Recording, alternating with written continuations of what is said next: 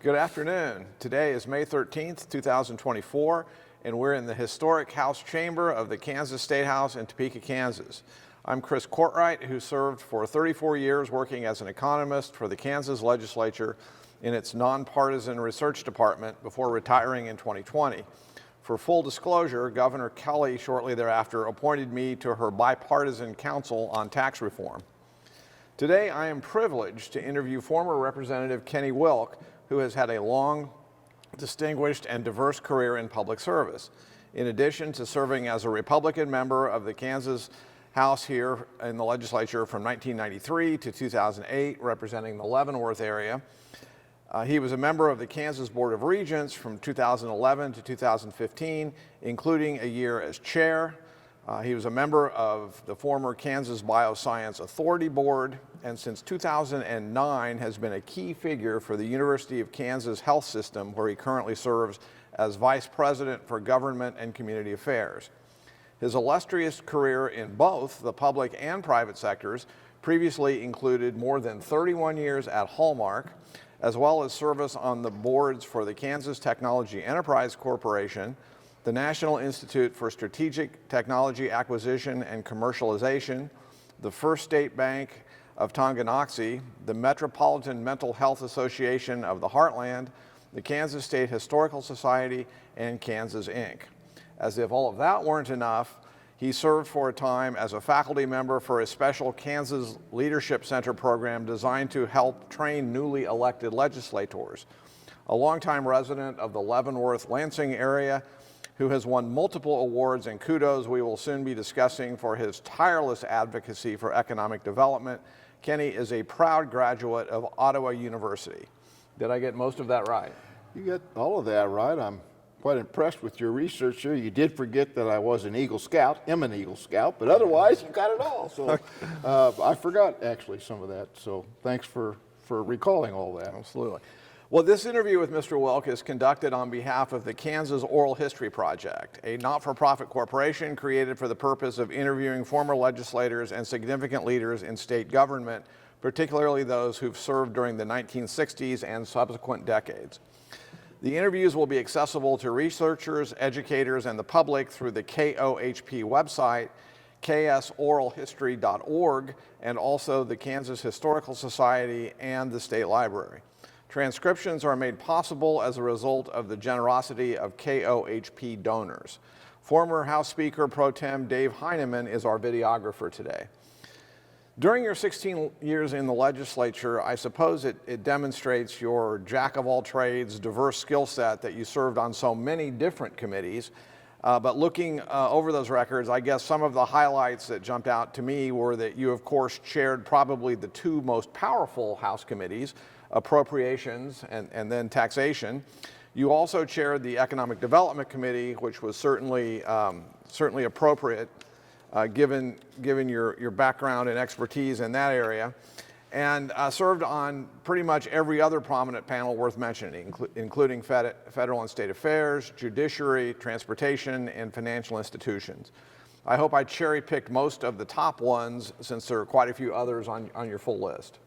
Yeah, that's. I did have the opportunity to serve and actually chair post-audit as well, legislative post-audit. So, yeah, I had what was a very fulfilling legislative career for myself, and I like to point that out to folks that are serving today. I think sometimes people pick up a committee or a subject area, and then they get comfortable there, and then they don't want to move beyond that. I actually was quite curious about almost everything. I just always have found interest in every topic that I come across, some more than others. I didn't always move because I wanted to move. Sometimes there was just reasons why I got moved and I didn't quite understand it. But the lesson out of that for me was it created this diversity of experience. It gave me a breadth, not always depth, but a breadth of experience and knowledge coming in that I found very, very useful. And then I quickly determined, so the best example I can actually share is, when you serve on appropriations, you really do get to learn all about state government. Oh, yeah. And that experience will help you with any other committee you go on. If you actually have the privilege and the honor of chairing appropriations, then chairing the other committees really become kind of a walk in the park. But what you learn from all that when you put it all together can really allow you to work in the process. So, and I have learned not many people have ever had the opportunity to chair tax and appropriations. I think David Atkins did that. He was in my class. And I've always considered that a privilege and an honor. And people will often ask me, well, what did you like better? And that's a hard one for me to answer because I actually liked them both a lot. The way I described it, I always found appropriations more about today. You know, you got to fund the government, keep the government going for the next year or two, so it's really about today. What I loved about tax policy, and the way I always looked at tax policy, and some great mentors that really helped me to understand this, tax policy is about tomorrow. It's about tomorrow. It's not just about the revenue. It's certainly the revenue. You were helpful at that. There's always consequences to that. What behaviors are you moving? What finances are you bringing? What is that going to do, not the next year or two? Because I learned that as well. All of those types of policies, there's a long-term consequence. It can be short-term, but there's always a long-term. So I found that challenge with the tax policy really fulfilling. Absolutely. Okay, before we delve a little bit more into your legislative years and committee work and big issues and whatnot, let's get some additional background. One question we always ask, are you a native Kansan? And if not, when did your family move here? I am a native Kansan, and my family come here in the late 1800s, both sides. One from the Poland area, another from German descent, kind of come in. My dad's side of the family more through Canada, and actually ended up down in the Leavenworth area, seeking work, as many people did back in the late 1800s, in the coal mines. A lot of people don't know, but there were coal mines in Leavenworth, and the caves are still there. So that's how they ended up in Leavenworth, and my ancestry runs all the way back there. Well, you had been actively involved in your local farm bureau when you first ran for the legislature in 1992, when you were 33 years old. So maybe the politics and public service bug was in your blood from a fairly early age. Can we start there, and can you tell us whether your family had a history in politics and whether you had a mentor or anything who encouraged you to start down this very interesting career path? I found a clipping from 1992 when you filed that said you were frustrated with what was happening in Topeka relative to both economic development and education, a couple of issues that, as we know, have remained near and dear to your heart here many decades later. Were you approached by party officials or people in and around your community encouraging you to run in 1992, or was it pretty much something you decided to do on your own initiative? So the short answer is I decided to run on my own, but not really. None of us ever decide to run on our own. At the local level, I didn't have anybody coming and knocking on my door saying, hey, Kenny, you want to sign up and run? My story is a little bit different, and I always love to share it. Did I grow up in a political family? Absolutely. Nobody was an elected official, but did we talk politics and religion every Sunday? Back then, we always went to Grandma's for dinner on Sundays, every Sunday. And I grew up, and believe it or not, I started out in my political life when I registered when I was 18 as a Democrat, because I grew up in a Democrat family. I mean, and we talked politics every Sunday, and it was always heated. So the fact of people being afraid to talk politics, it was just the opposite. And that's what I grew up with. And I mean, my aunts and uncles would have at it until Grandma rang the bell and it was time to eat. Yeah. Then we went and ate, and then it rested till the next week. So the seeds of that, I didn't realize that, but I used to sit on the floor and listen to them go at it, and I just recalled how much I enjoyed that. Then really a significant event in my life, and again, it was more accidental than anything else. I got selected when I was a junior in high school to go to the Kansas Farm Bureau Citizenship Seminar in Junction City, Kansas. Now, the only reason I went, because the name scared me off, but it was a co-ed event, and a good friend of mine was going, and we decided that'd be a great summer getaway, so we went. And that event actually changed the course of my life. And I've told Farm Bureau this a lot, many times, shared the story with a lot of folks here. I was so moved. They had a lot of elected officials. They taught us a lot about citizenship, but there were so many elected officials there speaking. And I can remember to this day, and I've always tried to do this. I still try to do it. I tried to do it when I was elected official. I still try to do it. I always encourage young people, because at that event, they'd all say this, kind of close the same way. Think about running for public office someday. Just don't rule it out. Think about running for public office. We all need to encourage our young people to do. Well, that planted a seed with me. And I remember leaving that event saying, you know what, I am going to run for office. I'm going to do it. That's what I want to do. Now, I didn't know what I was going to run for. I didn't know when I was going to run or how or anything else. But when I was 16 years old, I knew I was going to run. The seed was planted. So it went from there, and then we can get into the '92 campaign if you want to. Yeah, that's where I want to get into. A fascinating race. I want you to tell us a little more about that 1992 race. You got around 53% of the vote and knocked off a Democratic incumbent, Stevie Stevens, in what the Kansas City Star characterized on election night as an upset.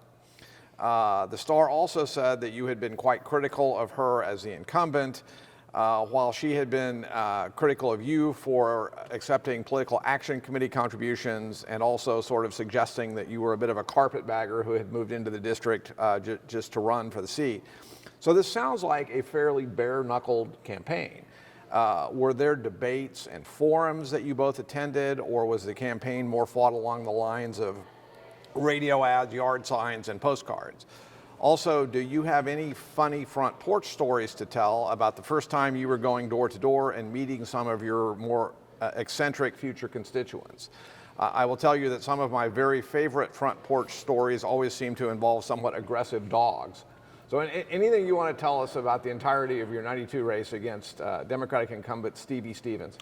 Well, yeah, there's a lot to unpack there, but and that all does capture it. Of course, that was my first race. It was only her second, so she was a first term, and really the bigger issue for her. And so it was kind of a combination. We did have some forums. She didn't. I tried to make all of them. She come to about half of them, and they were fairly spirited. But at the time, I haven't checked this, but I think I'm right about this. I believe I was the third Republican challenger to beat a female incumbent, and it was tricky. It was a tall order, yeah. Yeah, it's just tricky. So you got to. The thing that really helped me the most was she had given. That's back when we had the Allied officers from Fort Leavenworth that come to the Capitol every year from the different nations around the world. And we always had a day here. I don't know if they still do that now or not. I think they stopped. I don't know if they've restarted it or not. But that was a big event. And she gave an anti-war speech on one of the 2 years that she was here to greet them. And that got picked up locally. And that was the linchpin of the campaign. Now, we got into it about some other issues, but that really was the linchpin. I didn't know what I was doing, but I had a lot of good people helping me, and my first primary, I run against the vice chair of the Republican Party, who had been the vice chair for 20 some odd years. Fortunate for me, he just assumed that the Republican nomination would go to him. So little did he was not worried about this 32-year-old So this kid. would have been July and August of '92. Yeah, okay, yeah. Yeah, and he just dismissed me totally. And I think I knocked on about 7,000 doors. I mean, I literally, and I got countless stories. And, you know, I was different because I had a rural and an urban district. So I hit the urban areas numerous times, but I knew it was going to be a close race. So I actually went out, and there were some serious dogs out in the rural areas. But if you had multiple Republicans registered at a household, I was coming to your house to see it. Mm-hmm. And I walked through mud and rain, but I won by 89 votes. Okay. So I won my first race by 89 votes, and you know, one of my favorite stories of that night, we're counting the votes, and They were coming in, and my mom and family there, we had big, and there was only one precinct left to come in, and I was ahead by 1 vote. Oh my goodness. And my mother had just dismissed it. She was just a nervous wreck. I mean, I thought we were going to have to admit her to the hospital.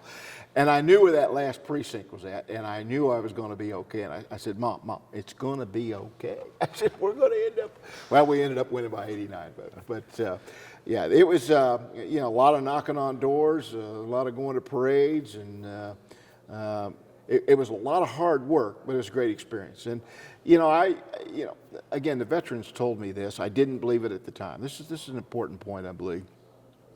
People complain about campaigns and how hard they are.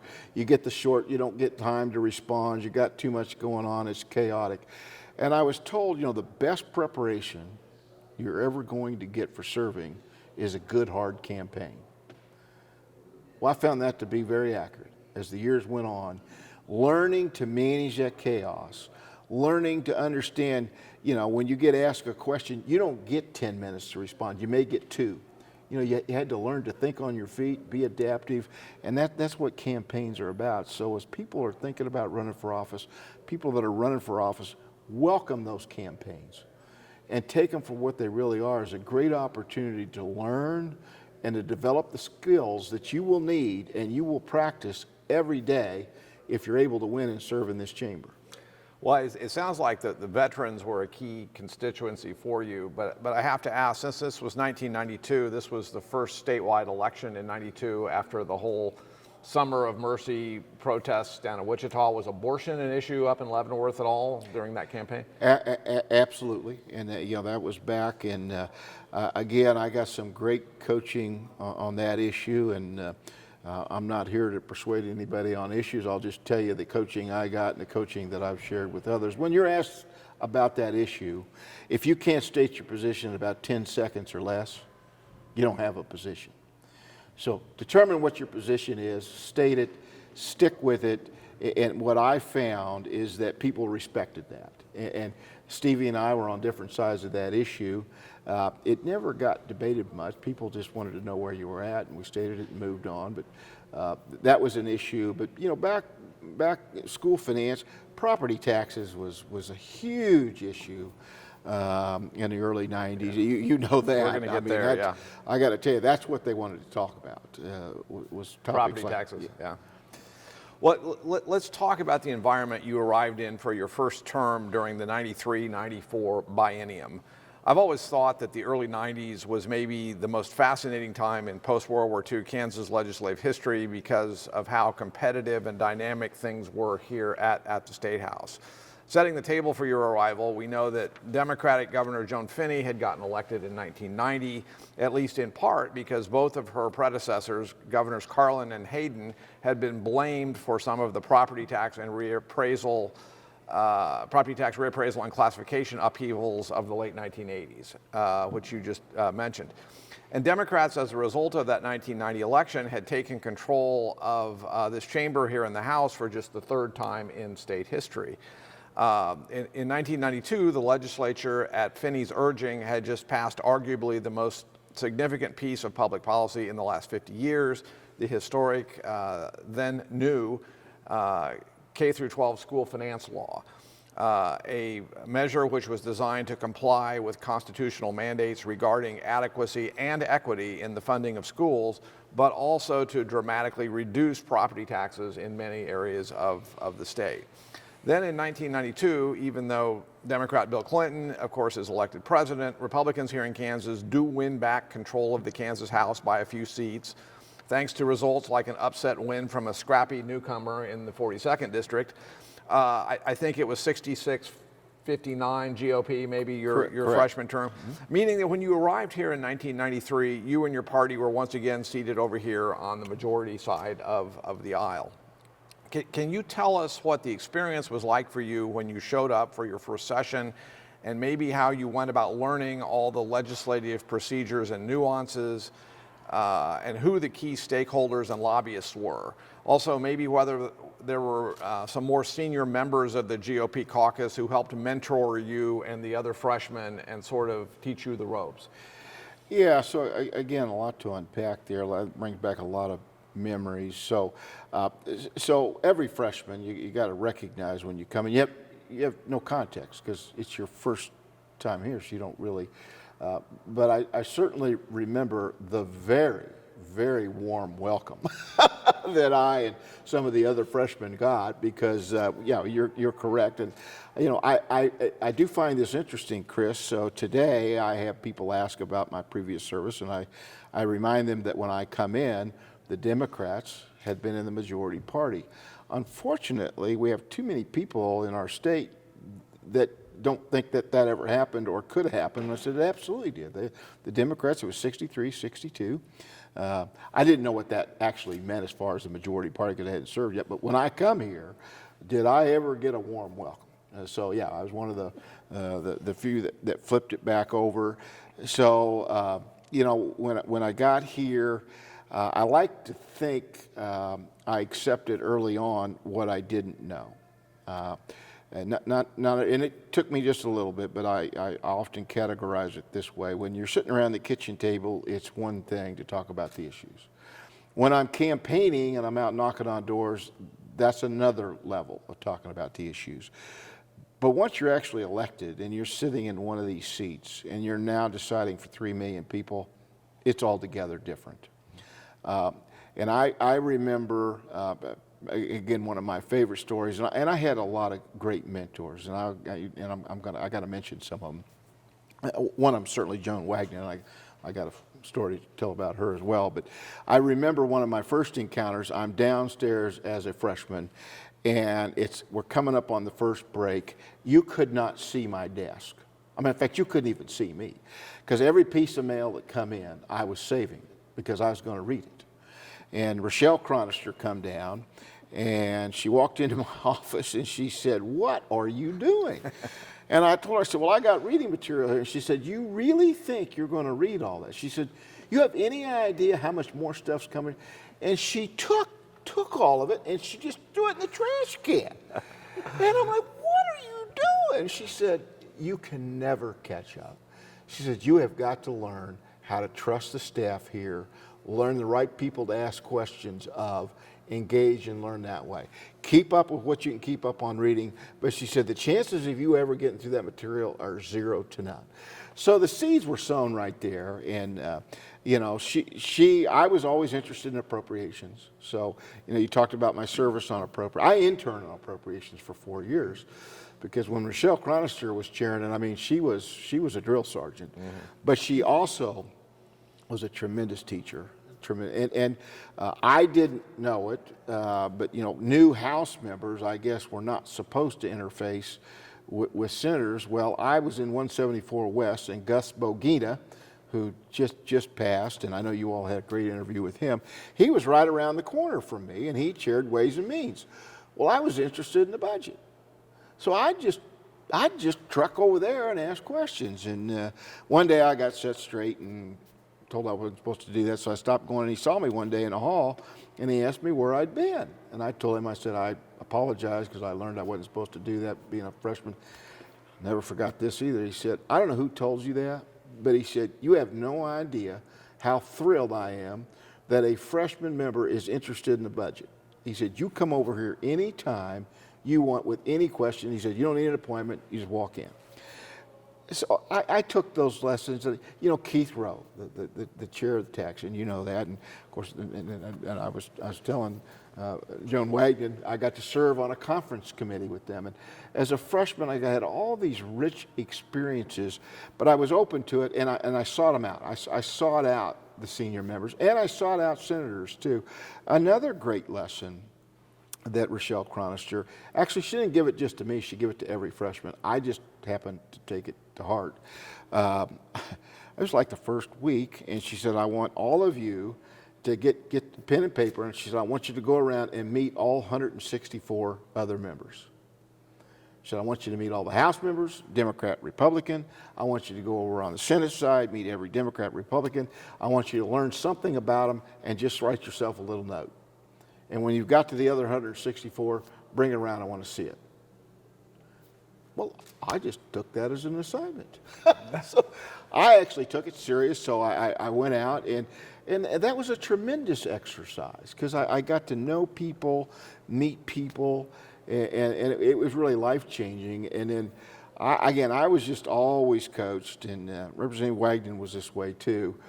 And actually, it may have been Joan and Rochelle collectively. I can't remember who, but somebody that was very significant told me, if you're going to work on major policy up here, you really need to make it bipartisan. Because if you don't, it'll be undone when you come back. If you want it to be lasting policy, you want it to have a chance of working, make sure it's bipartisan. Well, at the time when they told me that, again, no context. Well, as I got into my years of service, that could not have been better advice. If you work on things, I tried to do that. I actually not only tried to do bipartisan, but most of the major stuff that I did, and it was always bicameral. I would go seek out early on in the process a partner over in the Senate. Again, I've tried to help a lot of folks. I've suggested that to a lot of folks, but I don't see that happening, and I don't get it, because you have to get through both chambers. And number one, so it's just a whole lot more efficient to do that. But number two, it's a lot of fun. It's a lot of fun. You actually get to know each other, and it's a lot more efficient way about doing policy. This is fascinating, and I agree. We've got a question or two later about how things are different today, and you can expand on this a little more, but it sounds like you got some especially helpful advice to you your freshman term, and had some good mentors, not the least of which may have been Rochelle, encouraging you to do things, and you were learning the ropes fairly early on. Because all of that was so important and transformative for you, did all of that lead you later in your career to want to be a mentor to newly elected freshmen? I know you for a time have been helping Ed O'Malley over at the Kansas Leadership Center sort of teach the ropes to new freshman legislators. Is that the value of your experience made you want to help give back in that regard? Yeah, it always has. I've tried to pay it forward. I could spend a lot of the morning here naming names that helped me, but Clyde Graber was another one from Leavenworth that was tremendous to me. He actually sat in this seat, and Bill Reardon was on the Democrat side. He helped me with school finance, and those folks always give you great advice. And so I pretty quickly, once I got some experience, I've always tried to help the new folks. And yeah, today I work with the Kansas Leadership Center in the new legislative program, and we don't get into specific issues, but I tremendously enjoy that. Trying to help folks, just give them a little bit of an edge and come in maybe with a little bit of advantage, and we spend a lot of time down there, and I think probably have had some success on the relationship side, getting them to know each other. Unfortunately, it's just too infrequent that new members come together in a bipartisan, bicameral way. You get up here and you end up going into your caucuses and you split up, and the next thing you know, you're never getting with the other groups, and that's a loss for the institution. It's a loss for you individually, and it just hampers the process. I mean, there's just no reason not to get to know folks. Well, I've always thought that Governor Finney was such an interesting figure politically, back to your first term here, because sometimes it seemed like she was from a third party, at least from the standpoint that she was not at all shy about clashing with legislative Democrats any more than she was with legislative Republicans. Even though you were just a freshman during her final 2 years, did you have any kind of a personal relationship with her? And how would you characterize her relationship with the House GOP caucus as well as the full legislature? And do you have any funny or fascinating stories about her to tell? Well, maybe a couple. If you serve up here, you always got stories if you're paying attention. So I did not know her well. I was a freshman, so she really had no need to know me. And probably where I got more acquainted with her than any other issue was initiative and referendum. If you'll recall, she was very interested in that. At that time, that represents an issue where I evolved, but at that time I was supporting that, and it passed in the House, and we all got invited up to Cedar Crest. So that was my first visit as a legislator up to Cedar Crest, and she had a picnic up there for us. It never passed because it never got through the Senate, but I remember that, and she was always very kind. Probably my favorite memory there, which will involve you. You will remember the trifecta. I think that was 1993. It was 93 or 94. And I think we're 62, 63, 62 for, 63 against. And somebody went out to hide, so we didn't, it wasn't, but that's where the vote was going to fall. And I'm sitting next to Kent Glasscock, and it's about 2 o'clock in the morning. And Linda Holland, I think was her daughter's name, who was her chief of staff. She's sitting down front there, and they're trying to get a hold of Kent Glasscock. Because I'm voting no, but Kent was voting no for different reasons. And anyway, they wanted to talk to Kent Glasscock, and he, at that time, as you know, you always have a choice to pick up your phone or not. And my phone rings. Well, I'm a freshman, so I'm pretty delighted. My phone rang, you know, so I picked it up, and it was Governor Finney calling from the truck stop. Okay. You've heard the story about her calling. That's a true story, and she was very kind. She said, Representative Wilk. I said, well, yeah. She said, well, this is Governor Finney. And I'm like, whoa, Governor Finney. She said, is your seat mate handy? And I said, well, which one would that be? And she said, Representative Glasscock. And I put the phone down. I said, Governor, he said, tell her I'm busy, because he was talking on the phone. I'll never forget this. I said, well, he's here, but he's talking on the phone. She says, well, tell him I'll wait. Okay. So I cover back up. I said, she's not leaving. So anyway, I handed him the phone, and that was a spirited conversation. I can imagine. Not with me, but with him. But yeah, she was an interesting character. Yes, she was. Okay, at the risk of messing up our timeline regarding your own legislative path for a question or two, and as long as we are talking about prominent people you interacted with, let me take a minute and ask you about a couple of them who were still here when you arrived. You served for a couple of years with future Governor Kathleen Sebelius before she ran for Insurance Commissioner in 1994. And you also had future U.S. Senator Jerry Moran working just across the rotunda over in the state Senate until he first got elected to Congress in 1996. We're going to delve more into your future interactions with both of them down the road in this interview, but can you tell us about what your initial impressions of them were and whether you had any inkling as to whether they had bright political futures? So I would say I underestimated both of them, both Jerry Moran and Kathleen Sebelius, but fond memories of both. So yeah, so Governor Sebelius, you know, she was a House member when I got here, and I do recall. Again, we got great coaching, and they would tell us freshmen, you know, there's a lot of people, if you choose to tangle on the House floor, that you can attempt to tangle with. They did advise us to not take on Kathleen Sebelius, and I found that to be really good advice, and I did not test that advice. I had a number of other freshman colleagues that did, and Kathleen was a fierce debater on the floor.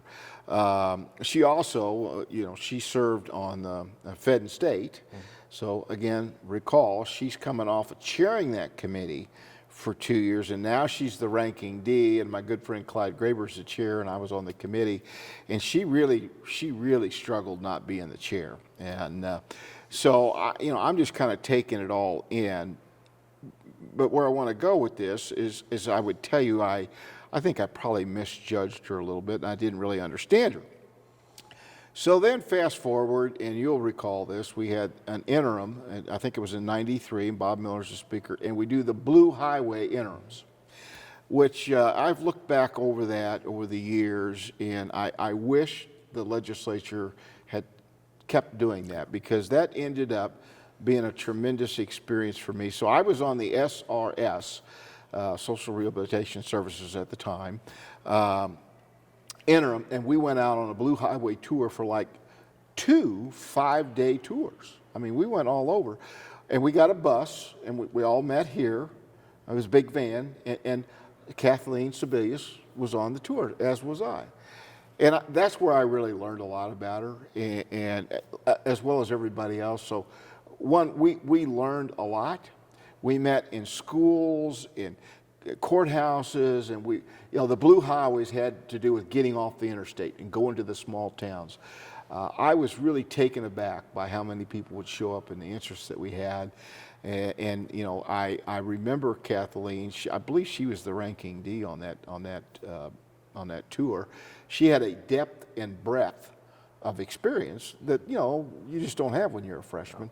And at that time when we did those, they were really not partisan. I mean, we were out really trying to hear what the state wanted to say, and so I learned a lot about her there, and really come to respect her. And as history has suggested, she's done very well. Jerry Moran, again, he's another. I mentioned Gus Bogina. I met Jerry, and again, didn't know the House members weren't supposed to be trotting over.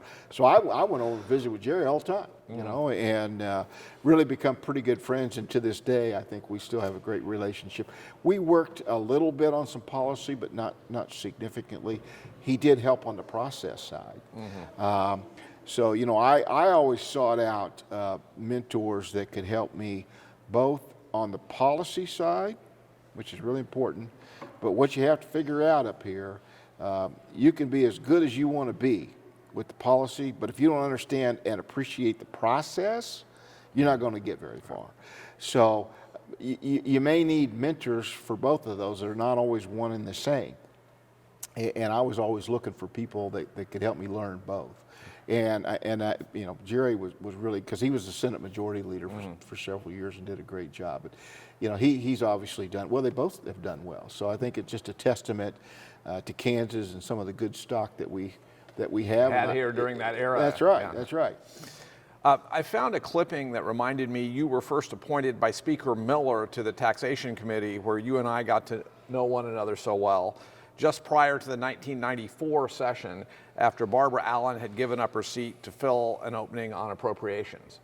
A couple of legislative powerhouses are leading that House tax panel in 1994, with Republican Keith Rowe as chair and his predecessor as chair, Democrat Joan Wagnon, serving as the ranking member. To jog your memory, some of the key tax issues passed that year included a decision to pay income tax refunds to military retirees, reduce the property tax assessment level for certain not-for-profit entities, and provide a new methodology for taxing recreational vehicles.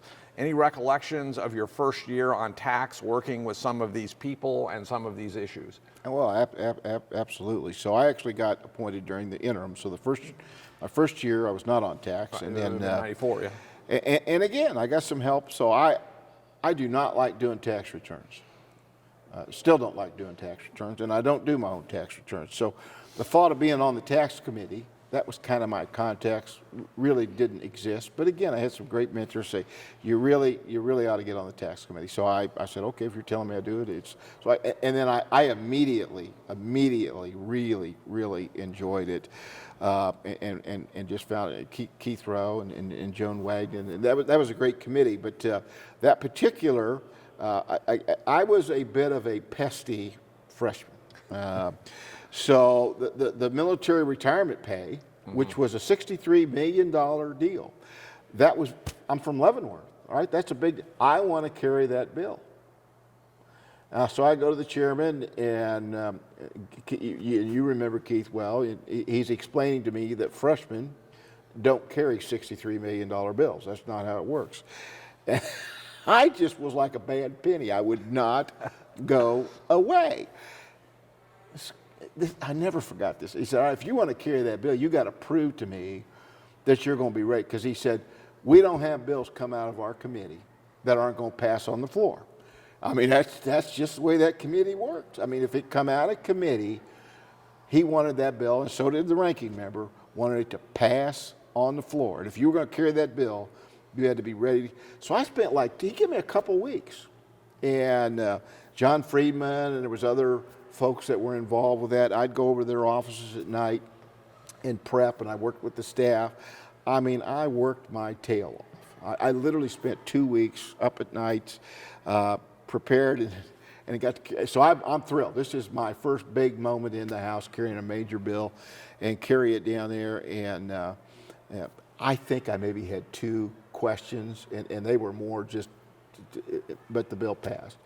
And then I remember saying something to Keith afterwards. I said, you know, man, you run me through the ringer here and made me do all this. And I said, there was like no debate. He said, well, did it ever strike you that maybe people sensed that you were prepared and that's why you didn't have the floor mass? He said, that's the way you want to do it. You always want to over-prepare, be ready, and he said that will create your brand, if you will, and people will know if they're going to come down and question you on the bill, they better be ready to go to test because you are. Well, again, great lesson, and I never forgot that, tried to carry that one forward too. When I was able and had the opportunity to chair committees, I would look, I did kind of do what he did. I didn't just go pluck a freshman. And then sometimes they'd ask, how come you don't ask me to carry a bill? I said, well, you didn't ask me. If you want to carry a bill, you got to say something. Mm-hmm. Don't wait in the back of the room. Step up and say you want to carry a bill. Because those are the people that, you know, are hungry and want to do it. So yeah, that was a great experience. And, you know, and we'll come back to this, but you mentioned Bob Miller. So yeah, I supported Bob when he ran for speaker. I know we're going to come to this later, but I supported him when he ran the first time. And my first appointment, I wasn't even sworn in. I got elected, I think, November 5th or 6th, and he called about, well, it was after when he got nominated speaker, so it was the first week of December after he had been officially nominated. And he called and asked me if I wanted to serve on EPSCoR. And I remember saying, yes, I do. I want to serve.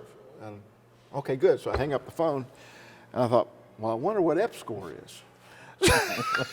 I picked back up the phone and I said, hey, I know I agreed to serve on EPSCoR, but what is it, you know? That's how hungry I was. Of course, that was an experimental program to stimulate competitive research, which then, and I come into we'll get to this, but I come into the legislature with a much deeper passion and commitment to research than anybody ever knew. That was one of the main reasons I come. So the fact that I get this call by accident, and Miller didn't know it at the time, but I go on this committee for EPSCoR, which basically that's a research program to help states that aren't getting their fair share of research dollars from Washington, D.C. And I ended up serving on that for several years, but it sowed the seed then for my interest in longer term in research. Well, let's talk a little about the 1994 election, which was a smashing success pretty much up and down the ballot for your party, as well as its aftermath. Governor Finney had decided not to run again, and GOP Kansas Secretary of State Bill Graves was elected governor after defeating Democratic Congressman Jim Slattery in that year's gubernatorial race. Graves was a moderate Republican, but a great many Republicans elected to the House that year turned out to be more conservative than their new governor.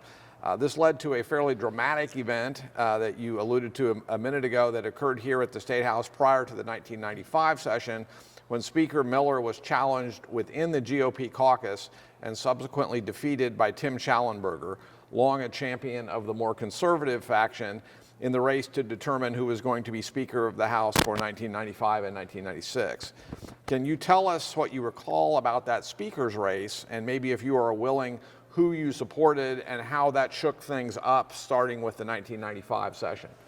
Yeah, so there's a lot to unpack there as well. I mean, you really got some meaty issues here. So I remember that well. Now, again, context, right? So this is now, I'm a sophomore. I'm coming back to start my third year, but it's my first experience of re-electing a speaker. So I mistakenly thought that was going to just kind of be a formality. So I supported Bob Miller. I supported Bob Miller when I run in '92. He's running again. He had been good to me. And so I'm supporting him for re-election. I wasn't necessarily on the inside of the campaign. I maybe thought I was, but I wasn't. I later learned I really wasn't. But I was still trying to help. So I remember sitting here in the chamber when the vote come in, and it really wasn't, I don't even think it was very close. You know, Tim won. So, you know, initially that's kind of a real emotional reaction. But again, I learned a lot from that. So that, you know, I didn't like that, and, you know, things changed for me. And I liked Tim, and I got along with Tim, and I didn't quite know how it was going to work out, but things went along okay. I mean, I wasn't as satisfied probably as I was with Miller, but I'm still going along okay. I actually end up on appropriations, so I'm fine now. then Tim, through a series of votes that I made and some other things, I get removed from appropriations. And I think I still might be one of the, I don't know, there's not many Republicans. They've been removed from the committee, but I'm not sure anybody's been removed during the session. I was removed in March of that year. I was very unhappy about that. And I didn't like the way it was handled. And but there's a great lesson there too. And I probably overreacted. He apologized. So the bottom line, and I like to share this with folks, I think sometimes, and I was guilty of this, I think I put a little bit too much emphasis on who was the speaker and what appointments I was going to get. I kind of let that kind of consume me a little bit. You really shouldn't do that. You just got to kind of roll with the punches. They're going to be what they're going to be. Some things you can influence, some things you can't. Tim and I ended up, we've talked, I like to think we're pretty good friends today. We've talked a lot about that. I always find this an interesting question. This is an observation now after about 25 or 30 years of it. Different leaders, both in the Senate and the House, have had a tendency on a rare occasion to remove people from committees. That seldom works out for either party. Mm-hmm. It seldom works out for whatever the leader thinks they're going to accomplish. It certainly doesn't necessarily work out for the member. I wish there was less of that because it hangs over. People let it be a threat to them. They really shouldn't.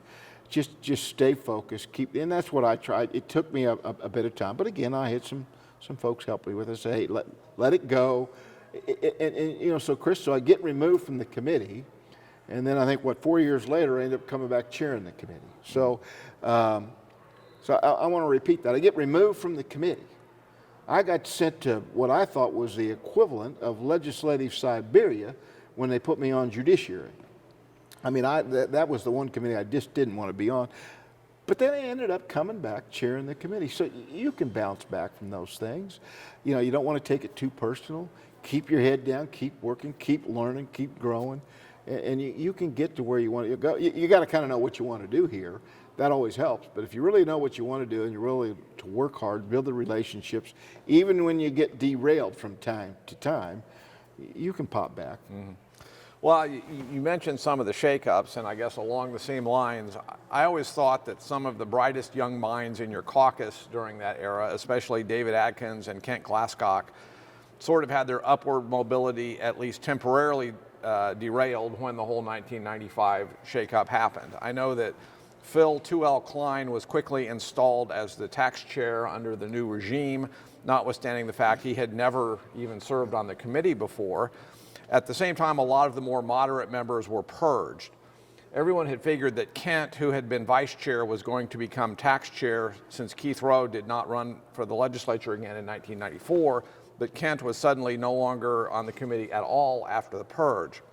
A lot of lobbyists and reporters would still talk to him in the hallways and then tell me they thought of him as tax chair in exile. Maybe your own experience with some of the changes and new faces in new places was just a little bit better, given that at least temporarily you ended up on the Appropriations Committee, as you mentioned. But I guess any additional thoughts about this era and how well you got along with Speaker Schallenberger, Phil Klein, and others who may have been more conservative than you? And then, as you mentioned, of course, your initial stint on appropriations, even though you were just there for a few short months, did that help you continue to learn some of the nuances that you were going to need later on when you became chair in 2001? Oh, absolutely. I got.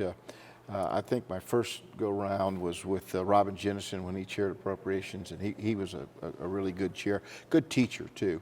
One of the guys that I'll always be eternally grateful for was not the Phil Klein you've referenced here that was Attorney General, he was in my class, and he and I actually got along very well, worked together on a number of times, but we called him Old Phil Klein, and you know who I'm talking about, it was the other Phil Klein. He chaired appropriations. And he was a tremendous mentor to me, and he actually was on the committee when I first started chairing appropriations, and unbeknownst to a lot of people, I tell the coffee pot story a lot because we kept a coffee pot in the chair. The chair was responsible to make sure that there was coffee in a coffee pot all the time, and I quickly figured out that's the best investment that you could make, because people would come back and get a cup of coffee behind and you could chat. And whenever old Phil would give me the look to head to the coffee pot, I'd get up and go back and get a cup of coffee with him, and I would be about ready to do something really stupid. And he wouldn't say it publicly. He'd just say, you know, Kenny, I think you might want to do this and this, and you might want to try this, or just wait a day or two on that.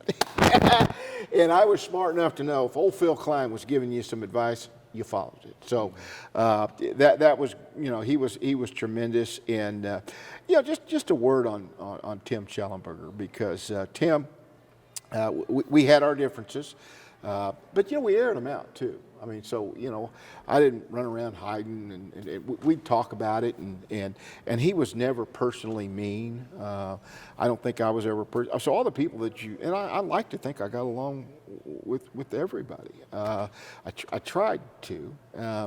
And, you know, the thing about Speaker Schellenberger at the time, and I've thought a lot about this over the years, he always let the process work. He always let the process work. And I attribute a lot of this to my mentors. And by the way, I got to mention Dave Heineman too, because I served with Dave, and Dave was a big rule guy, a process guy.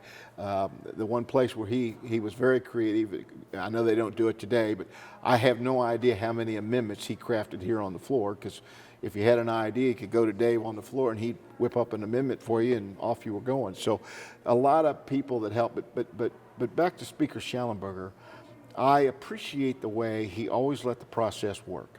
Whether he agreed or disagreed, we used to use the analogy, you know, that Speaker Schellenberger always left the back door of his office cracked open, and it was the pathway home. You just had to figure out how to get there. He wasn't going to give you the map to get there, but he was going to let the process work, and he did. And you know, him and Dick Bond, I believe, served together, and the two of them did not always agree, but I know they got together. I'm not encouraging any kind of bad habit here, but I know they'd have a cigarette from time to time together, and they talked every day, most days twice a day, and the process worked. And the legislative process, as messy as it is, as inefficient as it is, when you actually let it work, it's still one of the best, if not the best, processes democracy has. And you gotta let it work, and you gotta deal with the mess, and you need a quiet leadership about you if you're a speaker or a Senate president, to let that part of it work. And Schellenberger was really good about that, and I respected that, because a lot of times he would be voting no on stuff, but he'd say, hey, if that's what the chamber wants, have at it. Mm-hmm. And I don't recall him ever you know, holding anybody's votes, you know, against him. He might tell you, hey, I think that's a bad vote for you, Chris, but if that's what you want to vote, go ahead. You know, I'm voting no, but you go ahead if you want to vote yes. Mm-hmm. And we'd move on. But he let the process work, and that keeping the process moving along up here is much more challenging than people think. And if you're in leadership in either chamber, that really is your job. Your job is to keep the process, you know. I remember Dick Bond being obsessed from day one. As soon as we gavel in, he basically said the only thing he was thinking about was going home. How do you get the place to get its work done and go home? Well, you know, that sounds simple, but it's not. You got to be a facilitator, yeah. That's right. Okay, well, you certainly always seem to me to have a good working relationship with Governor Graves during his 8 years in office. Can you characterize the extent to which the two of you relied on one another from 95 through 2002? Also, as we have discussed, the mid to late 90s was a time defined by some strong internal disagreements within the increasingly dominant Republican legislative majority, with Graves himself frequently siding with the more moderate faction. This was a period where both the state and national economies were quite strong in the mid to late 90s, and one of the flashpoints involved tax policy, with major reductions being a top priority of many of the conservatives. During these years, Kansas enacted a major car tax cut plan in 1995, several reductions in the statewide mill levy for schools, and a broad smorgasbord of tax cuts in 1998. Graves and other moderates during this time, especially over in the Senate, led by Dick Bond, were wanting to move a lot slower on many of these cuts than many of the more conservative House members. I know that you had not returned yet to the House tax panel, but, and you mentioned that both Schallenberger and Bond were institutionalists who were guiding the process and the debate, but do you have any stories or recollections about some of these tax cut battles of the mid to late 90s? Yeah, I was very fortunate and had what I consider to be an excellent relationship with Governor Graves. Kent Glasscock was a good friend of mine, and actually I met with Secretary Graves when I run in 92. He ran for 94, so I got involved in his gubernatorial campaign in 94. That never hurts, and he won, and I won. So, yeah, we actually spent a lot of time, and so I learned a lot about that part of the process. You know, the executive branch is significantly different than the legislative branch. So, again, I'm not saying every legislator ought to be obsessed with the executive branch, but to the extent that you have to work with the executive branch, so you do need some understanding, some appreciation of their role if you actually want to pass policy. So I felt like I got a good window into that. Spent a lot of time with a lot of the policies that you're talking about there, was intimately involved. And you know, you categorize Governor Graves as being a bit more moderate. I tended to be right of him on most issues, but we were looking for the common ground, trying to get. I probably would have went a little bit further than he would have went on most of the tax policies, but we found ground that worked for everybody. And you know, I do remember him being somewhat cautious, and then that where I ended up, I was probably a bit more aggressive on some tax policy. What really ended up heavily influencing me was, you know, I'm chairing appropriations in 2002, and right, wrong, or indifferent, but 9/11 had happened in 2001, and Chris, you'll remember this. I mean, from about February to April of 2002, everything just collapsed. And remember, we had passed a budget. We had a base budget in place. In April, we left town. You did the revenue estimates, and I'll never forget that. You sent them, and it was, I think, I was like $400 and some odd million. I mean, it was unbelievable. And then what we had to go through, we had to raise taxes, balance the budget, and I actually, at the end of that session, 2002, when we finally got it all done, that had been the longest session in history up until just a handful of years ago. It was that really made me a bit more cautious on the revenue side. I'm like, it's just, you have to keep the fundamentals of state government working for the society to work. And there's a base level of funding that you just have to have. And man, if you go too far, as we know, it just is impossible. So I think Graves was probably, you know, he was more cautious, I think, probably. But you know, if you think about that, had he been more aggressive, the 2002 debacle, brought on by no one's fault. It was a terrorist, yeah. and people quit. I remember one of our favorite stories. I remember being in Graves' office, and it was Steve Morse, me, and the Senate President and the Speaker, and we're all just numb. We're looking at the I mean, the whole place is collapsing. And Governor Graves said, you know, what can I do? Because we basically had to throw the budget out and redo the entire budget. And I'll never forget, we all looked at him and said, you know, the best thing you can do is just get on the road and go out and tell people to start spending money. Tell them it's going to be okay. You know, it wasn't COVID. It was 9/11, and people just froze up. You remember that, Chris. I mean, nobody was spending money. People stopped going out to eat. They didn't buy. The whole economy just froze up. So he did. He put together I don't know if you remember that. He went out on the road and just really put together a campaign saying, hey, look, we're going to get through this, and the best thing you can do to help us is just live your life. You know, take your trips, go out and eat, do the entertainment, do whatever you were doing before, do it again. And, you know, collectively, we all come together and we got it done. But there was a lot to learn, a lot to experience there. I hope no one ever goes through that 2002 experience. Just like I wasn't serving during the COVID years, but those were hard years as well. You know, those are things brought on not by any action that you take, but you still got to govern. Moving into the 2000s, and you just mentioned the 2002 struggles that were occurred after the 9/11 recession. But before we get into a lot of the specifics regarding the key issues and your days chairing economic development and tax committees, we should note that you twice ran for speaker. Yourself just prior to the 2003 session and just prior to the 2005 session. You told the Lawrence Journal-World when you announced your legislative retirement in 2008 that those two unsuccessful bids were among your biggest career disappointments. But I guess putting a counterfactual historical spin on all of that, with hindsight being 2020, it is certainly possible that your greatest legislative achievement, the Kansas Economic Growth Act of 2004, may not have gotten across the finish line had you not been the economic development chair.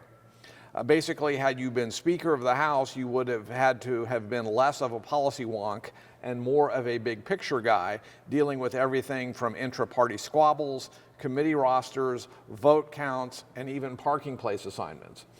I'm wondering if you ever had any kind of blessing in disguise thoughts about all of this as the years have gone by. You know, that's a good way to put it. So the answer to that would be yes. I think it probably was a blessing in disguise. But I also want to say the only thing that would be more disappointing is if I was sitting here saying, you know, Chris, I wanted to run for Speaker, but I didn't. I'll always wonder, could I have got there? I wanted to run for Speaker, so I did. The 2002 race, I kind of dismissed that. That was more just kind of a accident. The 2006, when I run against Melvin Neufeld and Mike O'Neill, I mean, I felt I wasn't ready to be Speaker in 2002. I did think I was ready to be Speaker in 2006.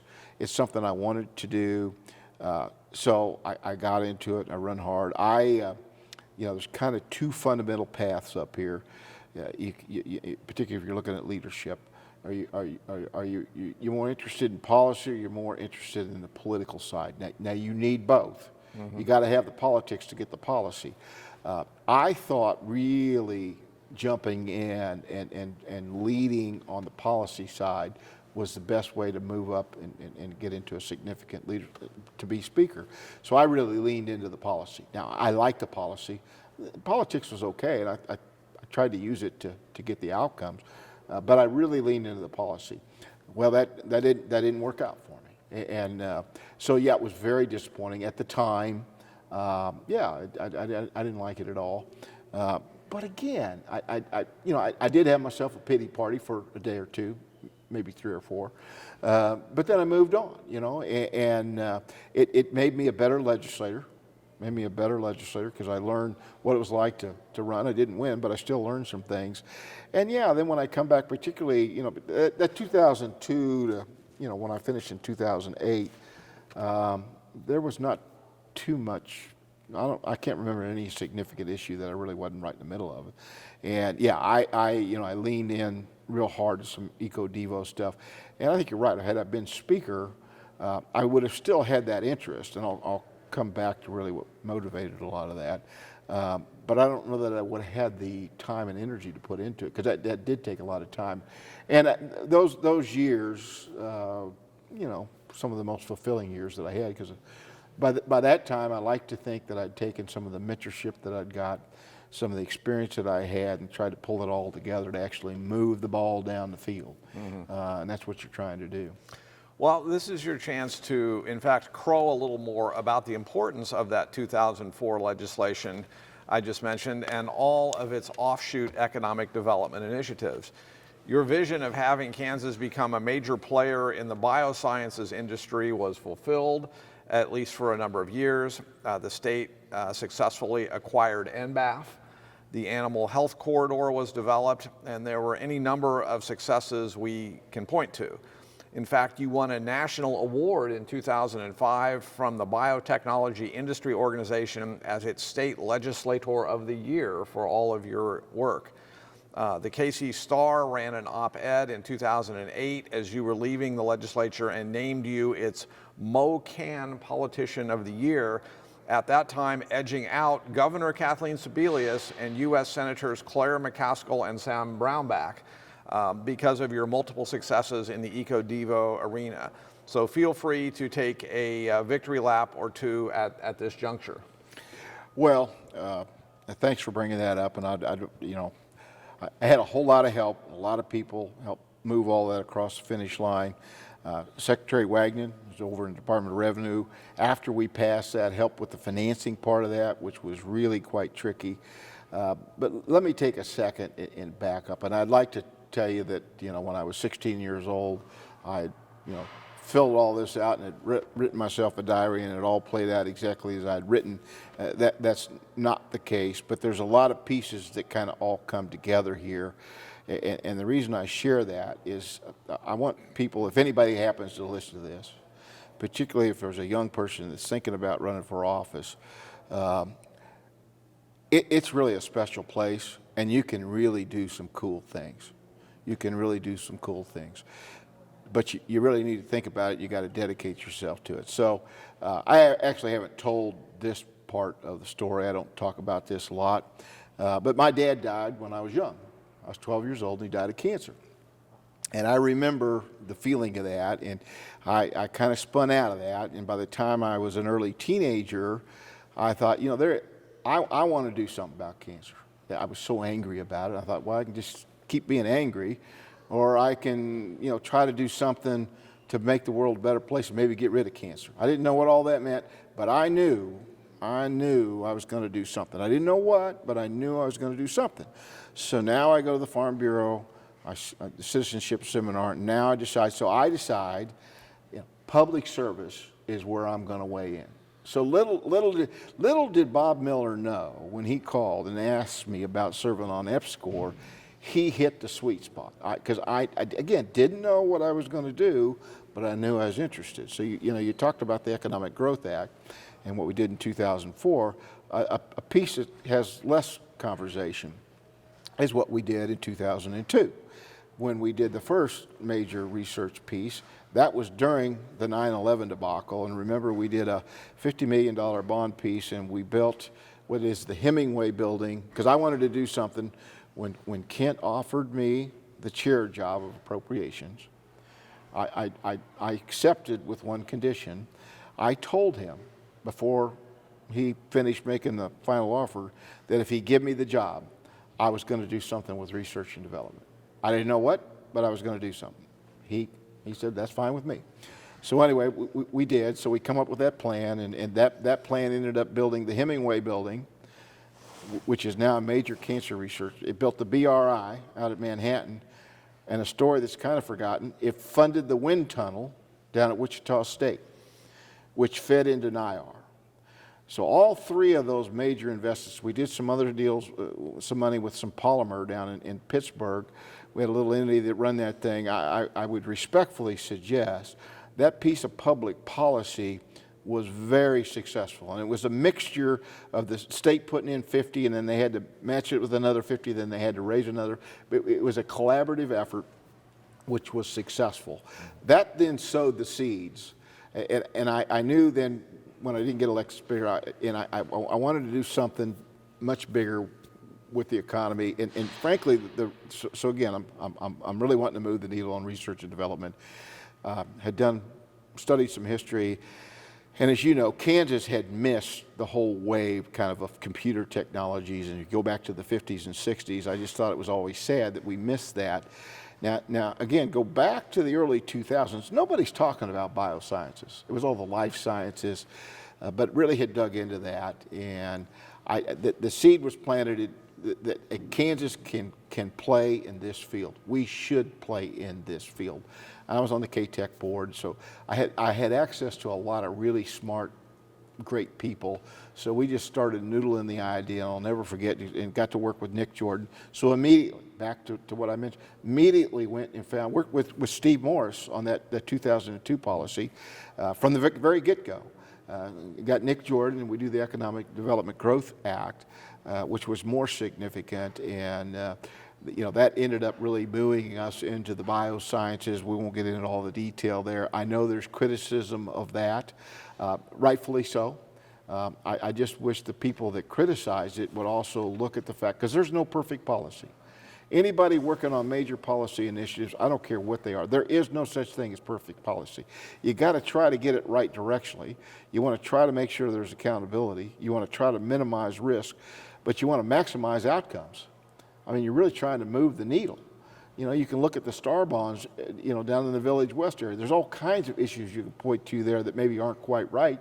You can't argue with the success of what that has done and what it's brought. So the bioscience, kind of the same way.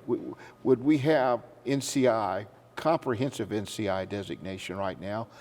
I'll let others decide that. I've heard Roy Jensen say, but for the KBA and some of those funding, that wouldn't have happened.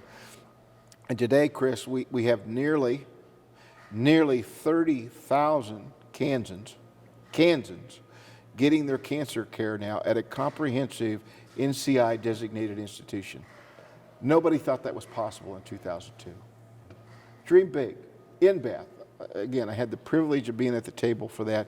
Nobody thought we were going to get the National Agri-Bio Defense. They laughed at us. It's being built, it's soon going to open. That's going to transform food sciences across the globe. That's Kansas. Those institutions are in Kansas. What John Tomlin has done with NIR, which the seeds were sown with that wind tunnel and other investments. Look at the tech center down there.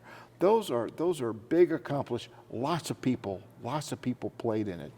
But that was driven by state policy.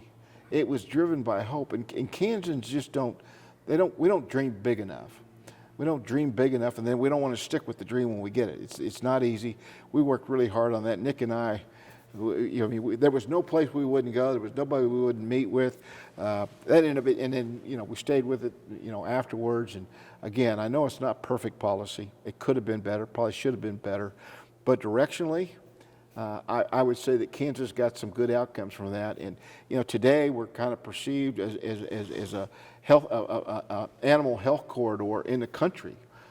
From Columbia to Manhattan, Kansas City's at the hub of that, and that all come out of that initiative. So I do feel good about that. I could have been better. I always welcome the constructive criticism of it, but I just wish people that would take a look at it, and the critics would widen their lens a bit and look at some of the positive outcomes that we got. Sure. Well, during your final 4 years in the legislature, you chaired the tax committee for the 2005 through 2008 sessions. And this was a period when you and I worked together the most. There was certainly a great deal of important tax policy developed during this time, if memory serves, including decisions made to repeal the estate and corporation franchise taxes and lower corporate income tax rates.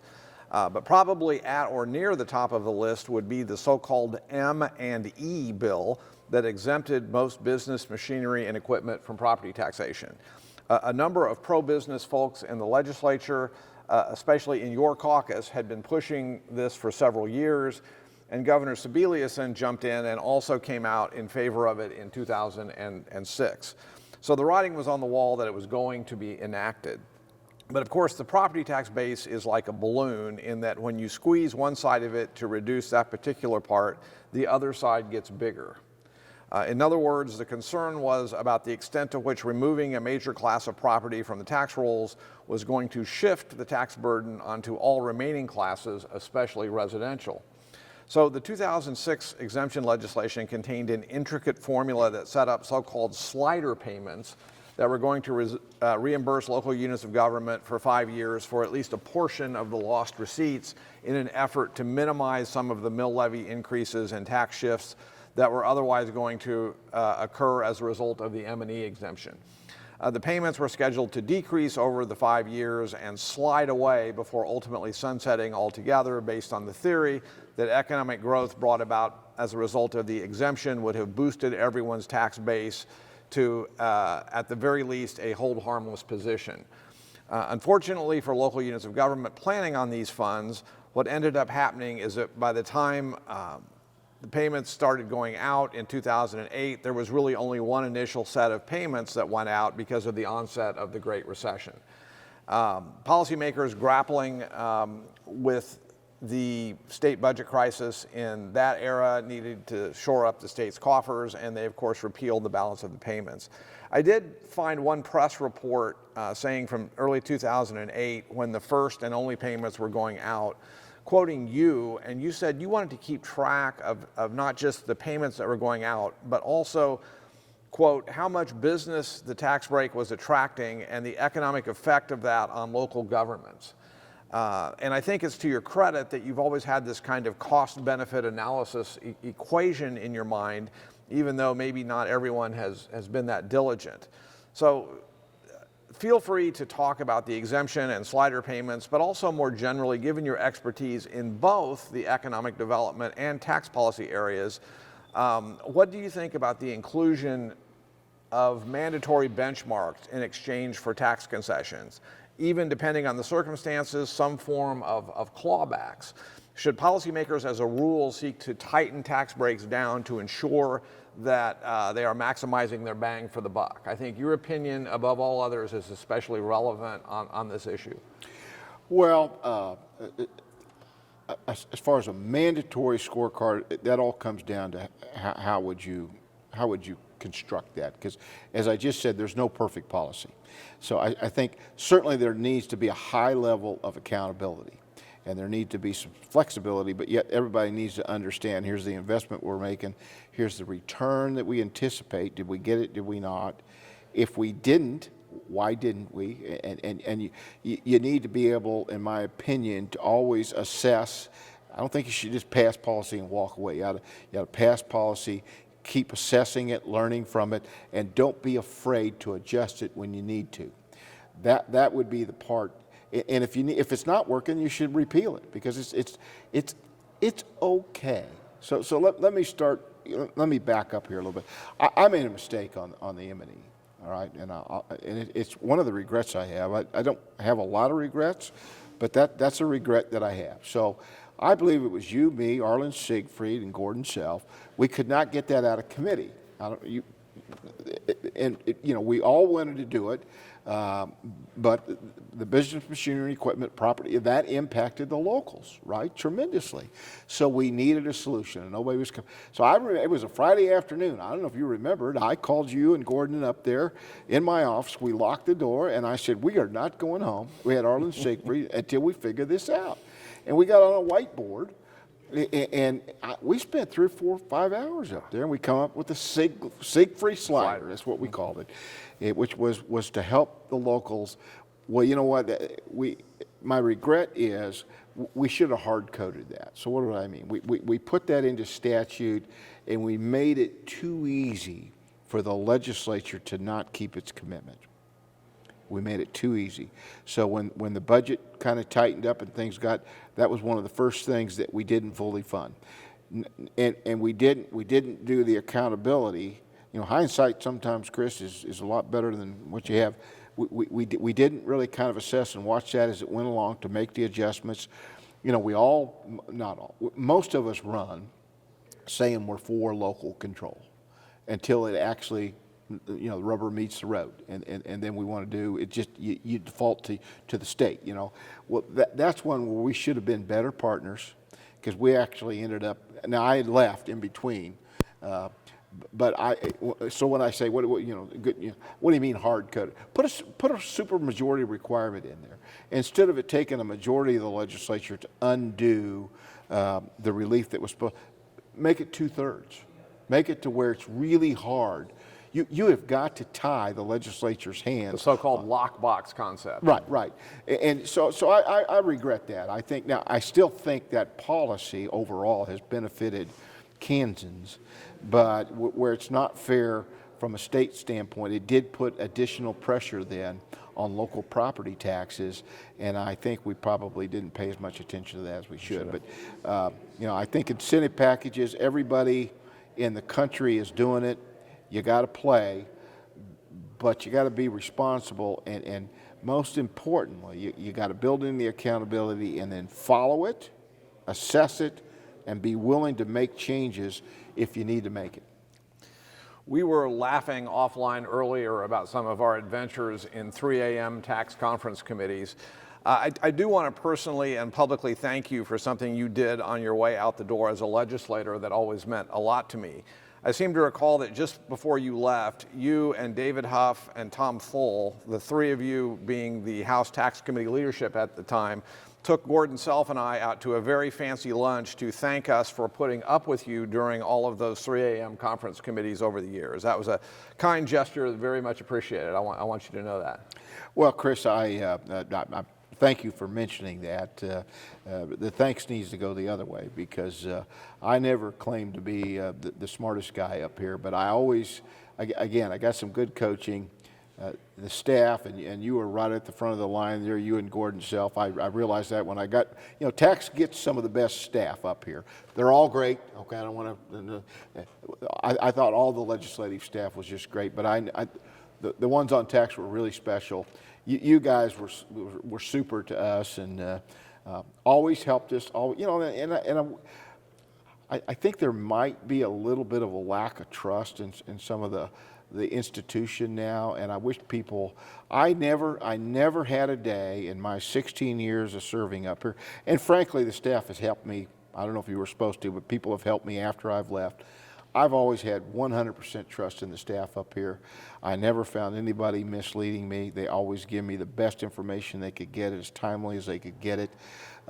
Dragging opinions out of you guys was always hard, but I always valued that, and I had nothing but positive, rewarding relationships with the staff across the board, and can't say enough about the quality staff that served the legislature during my time.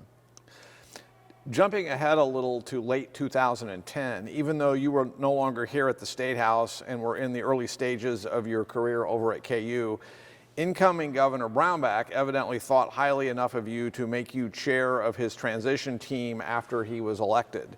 Can you tell us what that experience was like and what all the transition team did? Did he and some of his people coming back with him from Washington need your help and insight in figuring out the more localized political dynamics in and around the State House here in Topeka? So that, as you mentioned when we started the interview, I've had the opportunity to do a lot of things in public service, and feel extremely blessed and honored. This is one of the highlights. I thought I might be on the transition team, but when then the governor-elect asked me to chair, I didn't necessarily expect that. So that was quite an honor, and frankly very fulfilling. And just let me say, I've known Sam Brownback for a long time. I helped him with a lot of campaigns. He's a good friend, a good man, and it was a great honor to do that, and one of the most rewarding things I've ever done. Every transition is different. I mean, we could spend all day on this. We won't do this.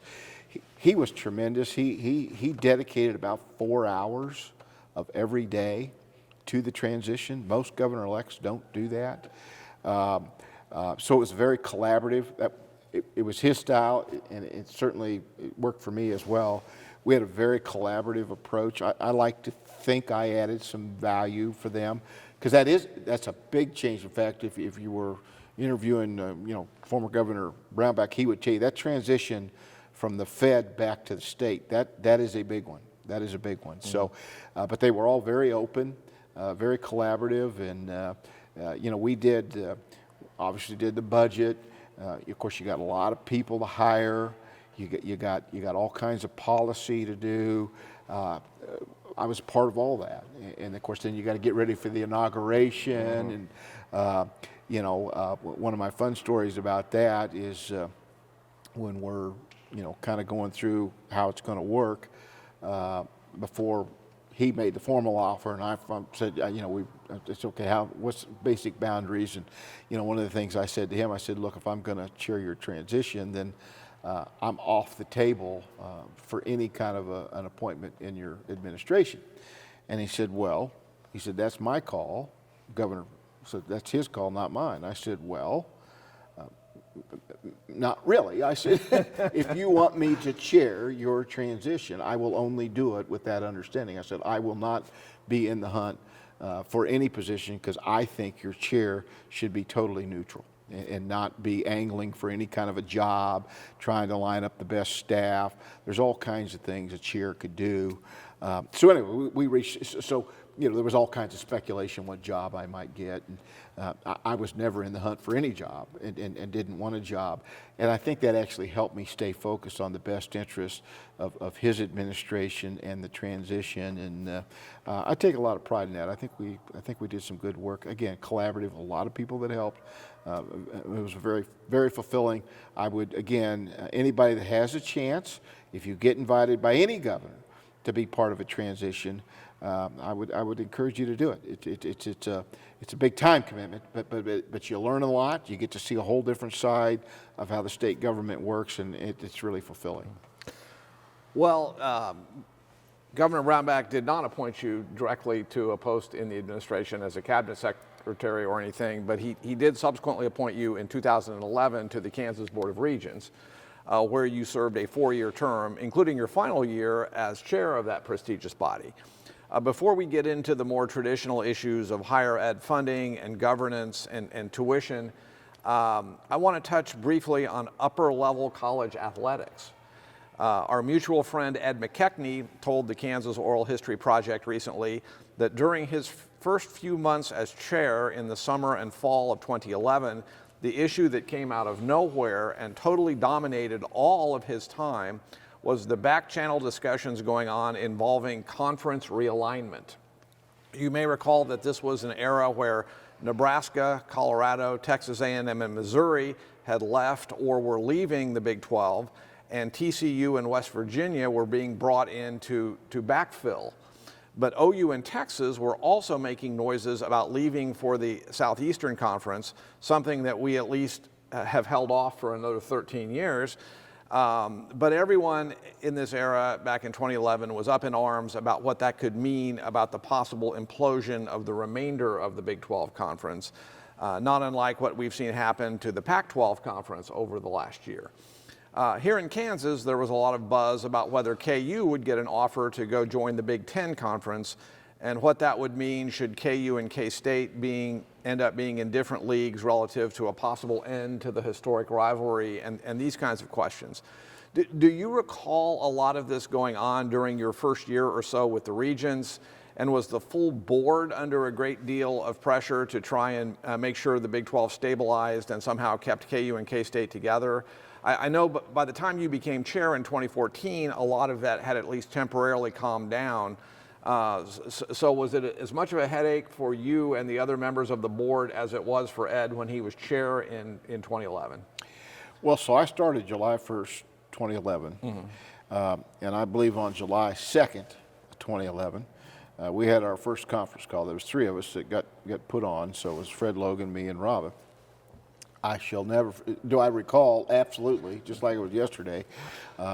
So we're confirmed, we're sworn in, we get one day, they set up a briefing call with us, and we get a full briefing on the meltdown of the Big 12 and the major lawsuit that Dodge City had with the Board of Regents, and we're looking at each other and like, you didn't want to share this before the confirmation process because it was a major, welcome aboard. I'll never forget it, in the first several weeks and months. But so to really kind of summarize that, though, I think it's a great testament to leadership, and it's something else I think Kansas has got right. So I believe the Big 12 is today what it is because of the governance structure in Kansas. Here's why. So when we got on the board, and for the most part, I think the Board of Regents, by the way, another great experience. I'll always cherish it. It was a wonderful experience. Much different, but very wonderful. The prior board, so there's 6 stay, there's 3 new ones. The prior 9 had basically been right, and Ed was right in the middle of that, but they had authorized KU and K-State to negotiate. And the president and the chancellor were free to negotiate with the Big 12 with one exception.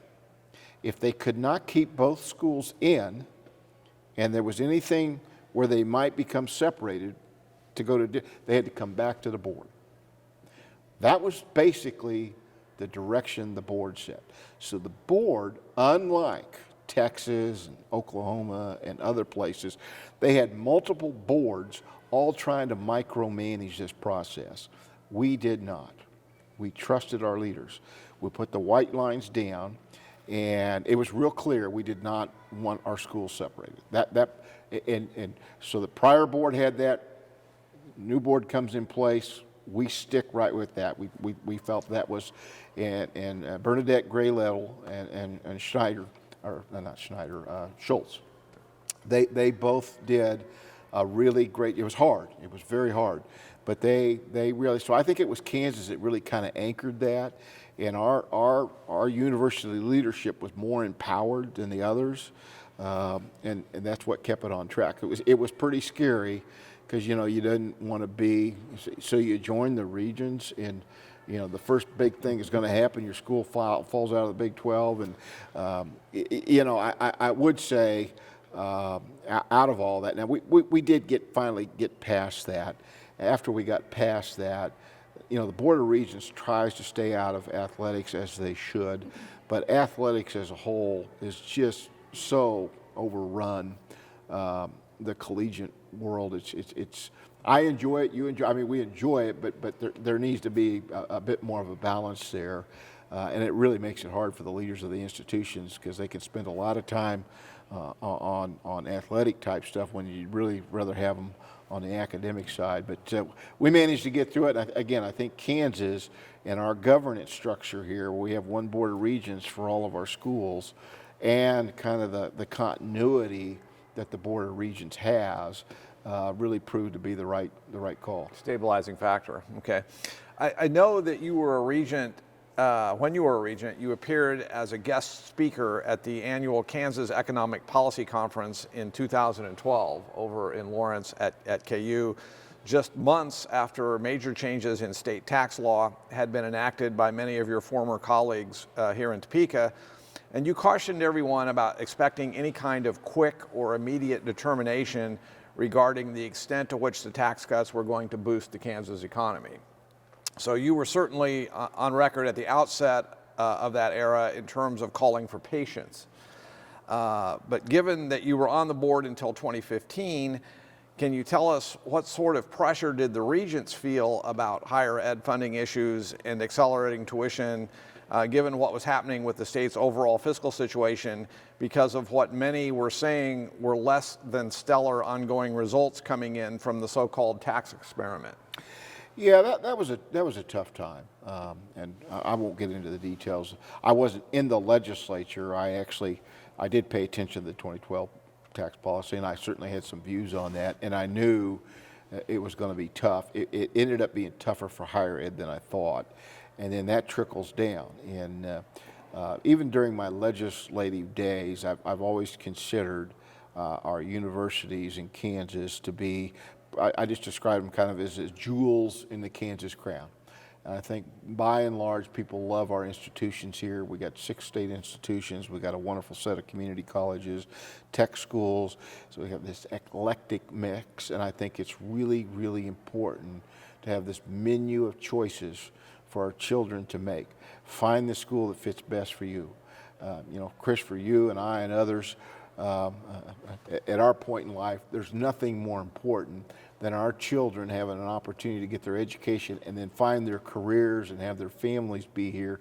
And I think the public education system and our region system are paramount into that objective. So I was committed to trying to do my part, as was the board when I was there, to sustain those institutions and make sure we kept the quality choices there. So we had to go further on tuition, further on fees that I didn't like. You don't like doing those things, but I think at the time I thought it was the right call. And we did our part to try to hand it off to the next group, and that's what we all do here, trying to keep our institutions solid. But I do think that part of our institution, our structure of our state, higher ed, all of them, not just the 6 schools, they're so important to our future. That's what's going to help keep our kids here and our grandkids here, and there's really nothing more important. And even the bioscience, Nick and I talked a lot about that. Our dream in 2004, if this thing actually materialized, and of course we're 20 years later now, is that parents and grandparents could say, hey, my children and my grandchildren are in Kansas because of. whether it be working in one of those fields, and they come back here because of. And we need to have more of those options. I think families want to be here. They want to be close to, and I think Kansas is a great place. So, but we got to keep working to create those opportunities. Out of curiosity, even though you were no longer in the legislature, you were on the Board of Regents during some of these years, but you've described the closeness of your relationship with Governor Brownback. Did you have the opportunity, now that we're a decade or so out, to express any thoughts to him about the whole 2012 to 2017 wild roller coaster ride of tax policy changes? And when all this was going on in 2012 and 2013 and 2015 and 2017, major changes in tax law happened. Did you get a chance to weigh in privately to the governor, and would you be willing to talk about some of that, about what he maybe should have done differently?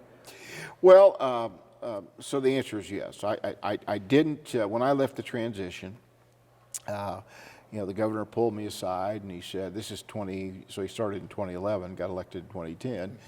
He'd been sworn in, and so I'm leaving. I stayed on, I think, a week or two after he got sworn in, but now I'm leaving, and he pulls me aside and he said, look, if you ever think I'm making a mistake or doing something you think, I want you to call me. He said, don't ever hesitate to call me. I said, okay. So I had his number, but I never called. I didn't until 2012, and I won't go into all the detail, but it's the final package that they're going to vote on, and I did call him, and I expressed a grave concern, and he and I have talked about this since, so I'm not sharing anything that he and I haven't talked about, because I don't like to disclose public or private conversations I had with any governor, but on that policy was so important, and I really encouraged him to get a different tax bill. That obviously was not his choice, and then tried to help in the out years as they moved along, but wasn't necessarily successful in that. But we disagreed on that. That doesn't make him a bad person, and he's still my friend. But yeah, we disagreed on that particular policy.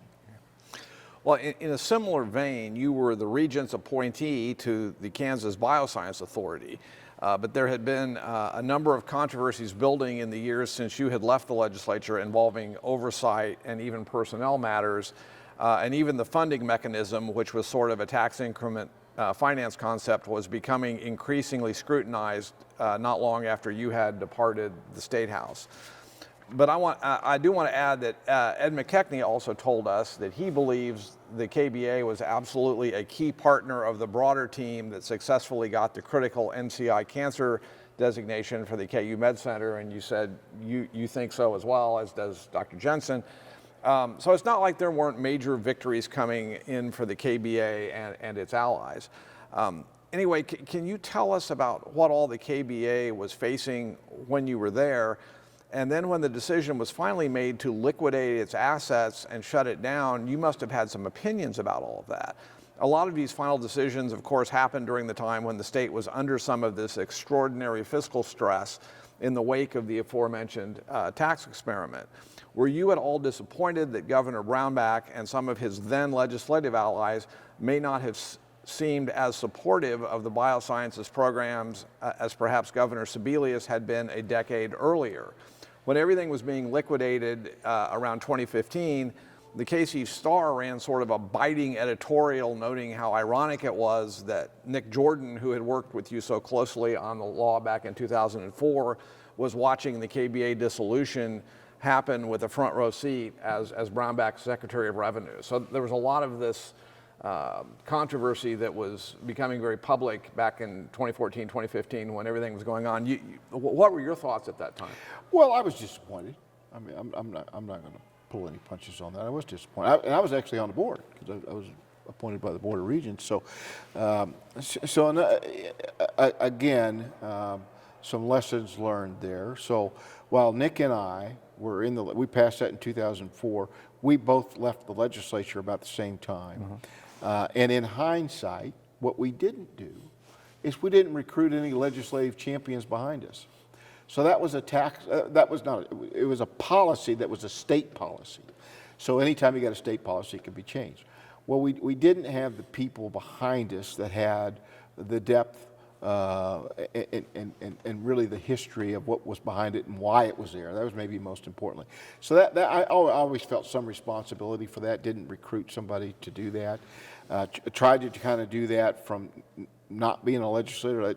That didn't work. And at some point you just of course then the financial crunch is coming, and you could see the writing on the wall that it just wasn't going to survive. So yeah, it was disappointing. But yet I feel like it was in place long enough that there was some real positive. Had it happened 3 or 4 or 5 years sooner, I think that would have been a real disappointment. Do I think if we would have, again, I would have been 100% open to changing the policy and making it better, adapting, I just said that, assess, figure out what's working, not working, doing some of that, and I think it could have really gone. There was some great investments in that portfolio. And I think there was a lot more good work that could have been done. And maybe most importantly, I hope people, as they look back on that policy and the further away we get from it, that they don't look back, and I'm not saying this because of Nick and I'm saying it because I hope they don't deem it a failure because it was a big idea and it was an expensive idea, because I don't think it was a failure. It could have been better, should have been better, yeah.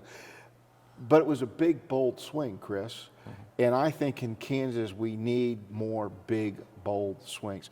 I want to see a next generation of legislator pick whatever their targets are and really try to help our state move forward and advance them.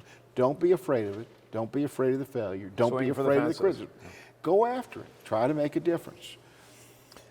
It is probably indicative of how important your voice has remained on key public policy matters, even in your current job with the University of Kansas Health System, that the press asked you to comment in 2019 when Medicaid expansion failed getting across the finish line by just 1 vote over in the Kansas Senate.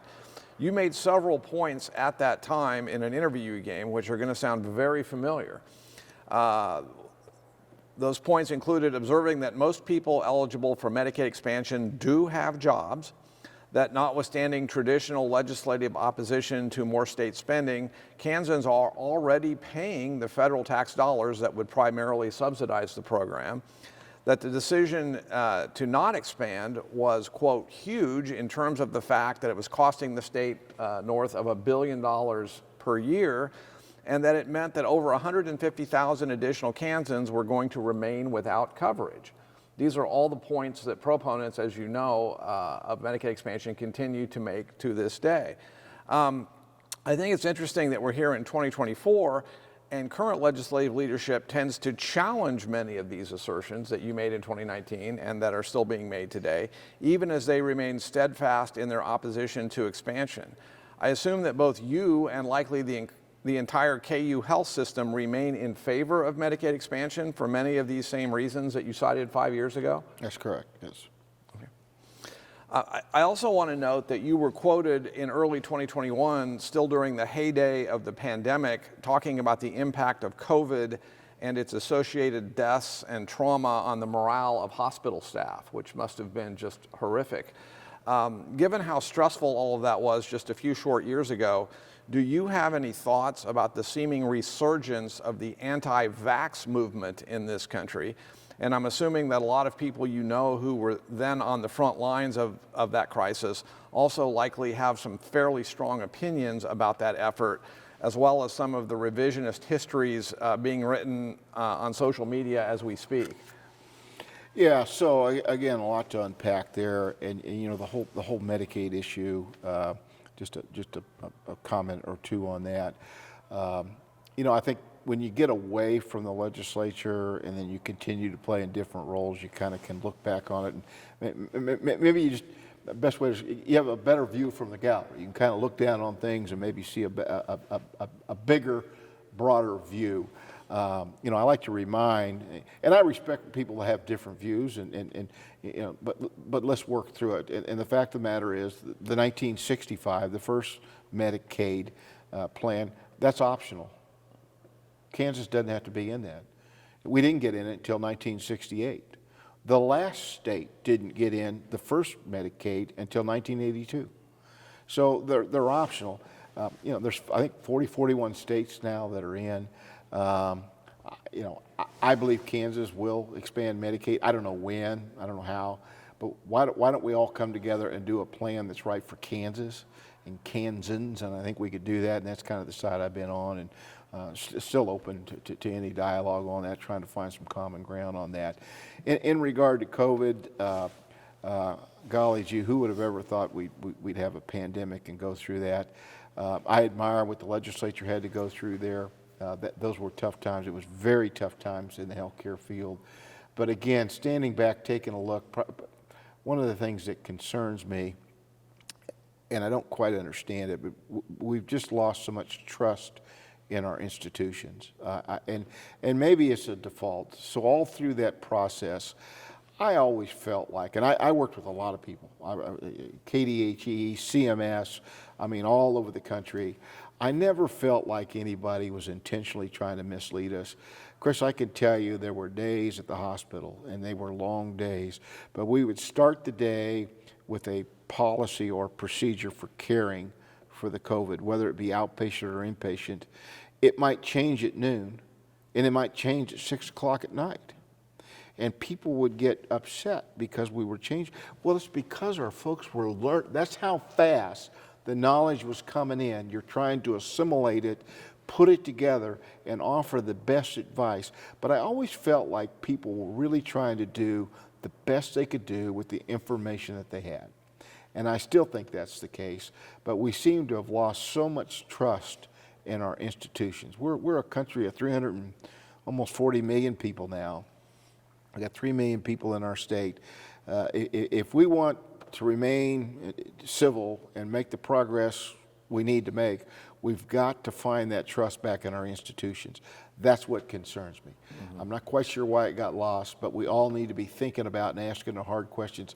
How do we get back to some level of trust with all these institutions for our society? And COVID certainly has exposed that. I think it was out there before COVID, but COVID really exacerbated the whole situation. Getting back to our mutual friend Jerry Moran, I saw a video online where you were among a group of officials who presented him with a special Catalyst Award back in 2022, and you were positively beaming during this presentation. I gather it meant a lot for you to be included in honoring him in this way, and can you talk a little about your longtime relationship with him? Yeah, I know he's U.S. Senator. He's still Jerry to me, Jerry to a lot of folks, and Jerry to me represents really some of what's best about elected officials. I think you'd find this across the spectrum, by the way. So actually started, I mentioned earlier, I got to know him here in the state capitol and worked on some things. But when he went to Congress, as you know, he was in the Congress for quite a while. I had, and I worked at this, I had a great relationship with all of our federal elected officials, particularly when I chaired tax.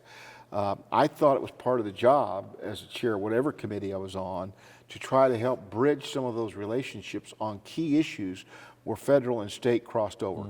I think because of Jerry's past experience in the legislature, he always had a high sensitivity to the state perspective there, and I think that continues today. So I really, I've had a philosophy. I haven't done as good a job with it as I should, but I really do think the best governance is the governance closest to home. So if the Fed can move it to the state and the state can move it to the locals, I think that's the way to go. I think Jerry is very much of that mold. So you're always looking for avenues where you can do that. But when the Fed needs to play, when they need to step in, they need to step in, the state the same. So I think we shared that in common, and I find him a solutions-oriented guy, not necessarily obsessed with the perfect. He'll go with the good to make the progress. So I guess at the end of the day, I've gravitated, again, I'll give my mentors a lot of credit for this. I want to work with the people that want to govern. And unfortunately, there's just not that many. There's all of them get to legislate, few get to govern. So I tend to gravitate to those folks that wanted to govern, find those solutions, and try to move our state along. Turning our attention back to a few final questions involving your 16-year career in the legislature, and given that we've already talked about some of the dynamics within the GOP caucus, And you've mentioned the importance of bipartisanship. So can you tell us which Democrats in particular you worked with the most often and which ones you thought may have been the most effective? Well, there's a lot. So if I back up again, I want to start with Representative Joan Wagner. She was tremendous, and of course she went on and did some other things. But Bill Reardon, I think I mentioned Bill. Bill was a guy I leaned on a lot for education. In fact, one of my fun memories there. Somebody told me early on when I was a freshman, if you had a question on K-12, call Bill Reardon. So I did, and I know for a fact because I heard it happen. I'd ask Bill on an issue, and he'd say, "Well, I'm going to vote yes, but you need to vote no." And his caucus heard him giving me that advice, and they kind of jumped on him. And he said, "Look, I know Kenny Wilk school districts. He shouldn't vote yes for this. He should vote no." He knew everybody else's school district better than, if you were a freshman, you didn't even know what you didn't know. But he helped you. So I've never forgot that, Bill Reardon. All my ranking D's on tax, Tom Sawyer and Thole and Tom Holland. But Ed McKechnie. I would say Ed was the master at incrementalism. So he learned not to try to take the whole elephant, really just take a bite at a time. Get 100,000 here, 50,000 there, and then kind of keep growing it. And then he was able to pass that on to Rocky Nichols.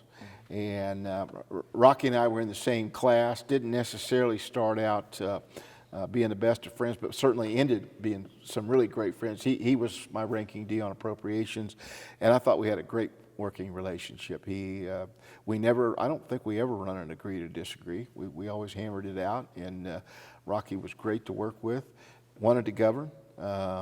So I could go on, Dick Reinhardt, Mel Miner, all great folks. And I tried to build those relationships across the aisle. I guess similar ask about lobbyists. Which lobbyists did you respect the most? Maybe which ones did you dread the most seeing come into your office, regardless of how effective they may have been? Well, that's a hard question because I can't think of anybody that I disliked. I tell you what I appreciated more. Kathy Taylor, she worked for the KBA. So the folks that were tied to the associations, the Farm Bureau, that were dedicated to, you always kind of knew where they were coming from, and they didn't have multiple agendas, and I appreciated that. The contract lobbyists that are switching badges all the time, I found that to be a bit more challenging. But just let me say, I kind of come in, I think I was a little tainted when I come in, because I just didn't know, right? I had heard all these things about lobbyists and what they do and what they don't do. Much of what you read in the media I don't think is correct. I found, by and large, nothing but positive relationships. I did not have lobbyists lie to me. They didn't mislead. It was my job to make sure I was asking the right questions, and again, holding them accountable. But I found them all to be responsive and pretty good to work with. And I always tried to be straightforward, and I didn't flip-flop a lot. I did change my mind, or as I like to say, I tell people this still, even today, don't ever ask a legislator to change their mind. Don't do that. You got to allow them to make a new decision based upon new information. And when you do that, if you then make a new decision, you need to let the people know that thought you were still where you were at. And I always try to let people know if I made a new decision. And I did do that from time to time because I think you have to be open to the learning process. Understood. Okay, I guess same for state officials, especially cabinet level. You work with quite a number of different secretaries of commerce, revenue, transportation, and SRS over the years. Any particular memories regarding those relationships or of working with their staffs? Yeah, that's something else for anybody that might be listening, might be viewing this, if they're in the legislature or going to be in the legislature. Build a relationship with the secretaries. I got good coaching on this. I actually went around and met all the cabinet secretaries. I set up individual time with them, go around and introduce myself. And then in later years, I certainly, when I was chairing, I had I try to always have a great relationship with the Secretary of Revenue on his chair and tax. I mean, those are just, there's no reason for it to be adversarial. And by and large, and I want to say this, I found, because I served under both Democrat and Republican governors, I'm Republican, but I found the administration almost always was pretty, they weren't real partisan. They're just trying to do their job. And they were always helpful. You know, Dan Stanley, I do remember, I'm a freshman legislator, I'm trying to get my first piece of legislation, had to do with blood testing. That's back when AIDS was just coming on. Drug testing for guards in prisons, you know, when they have bodily fluids tossed upon them. And I thought that was a do-nothing piece of legislation. It would be really easy to get done, and things are not going well for me. And I go to see Dan Stanley, who was Secretary of Administration, and I'll never forget this. And I'm telling him what I'm trying to do, and he says, well, you know your problem, don't you? I said, no. He said, well, you got a weebie problem. I said, what do you mean a weebie problem? He said, you're dealing with the weebies. We be here before you get here, and we be here after you leave. And he was talking about the bureaucracy inside the corrections, and I had not worked with them. I had not reached out to them to say, hey, I want to help with this problem, and you know, I just didn't touch. So then he just told me, he said, you were never going to get this done.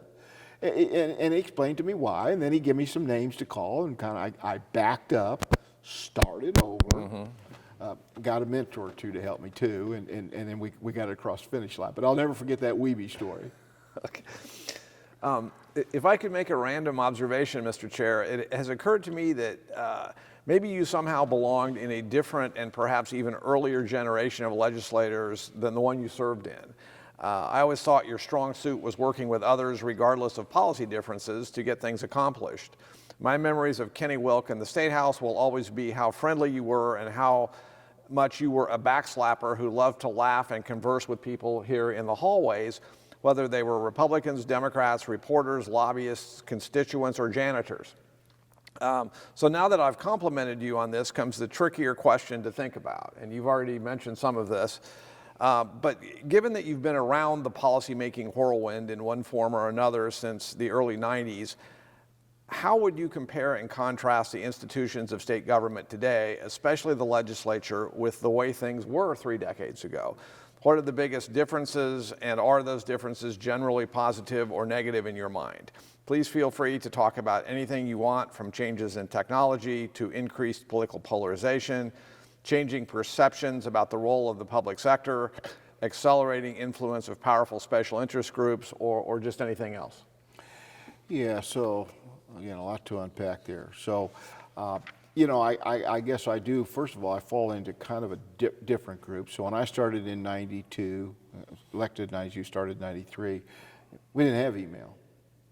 We didn't text messages. I mean, it was still all, so I lived through that evolution. That had a profound impact. You had the pile of mail, unopened mail on your desk. Correct, yeah. And today, you know, you don't see piles at all.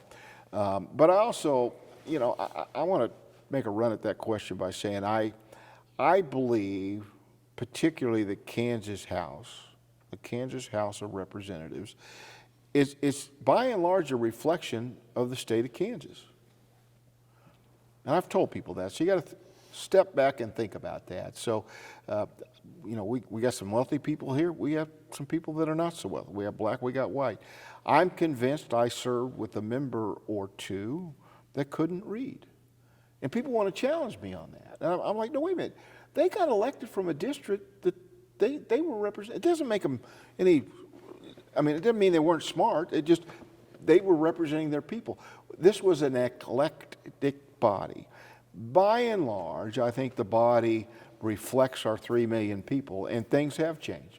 We're a more divided country now. We're a more divided state today than we were during the 90s. I don't like that. I wish we were more united, but I think this institution is a reflection of our population.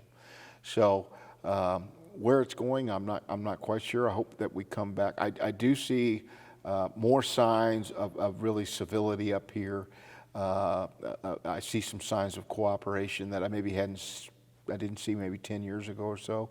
Seems to be a bit more of that in the wind. I think, you know, we can get into what we all think. I do think it's important for our future and for our children, and for Kansas to make progress, for us to continue to be able to solve some of these major problems and come together as a state. It's not going to get easier, but there's ways to go forward. So yeah, I do think it's different. I don't know, it changed a lot, from when I left, from when I started. So, and it's changed since I've left. Yeah. I am pretty sure that I saw recently that your son has somewhat followed your path, at least in terms of influencing, if not directly making public policy. Am I recalling that he is now one of the key lobbyists for the Kansas Chamber?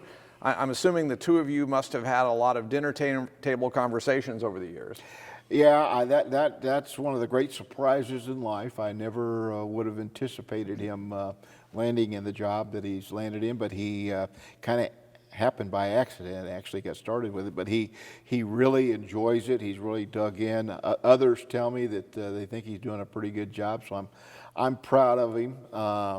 And I think we got to be careful, because it's easy to discourage our young people from being involved in public service, elected office, what government relations, lobbying, whatever it may be.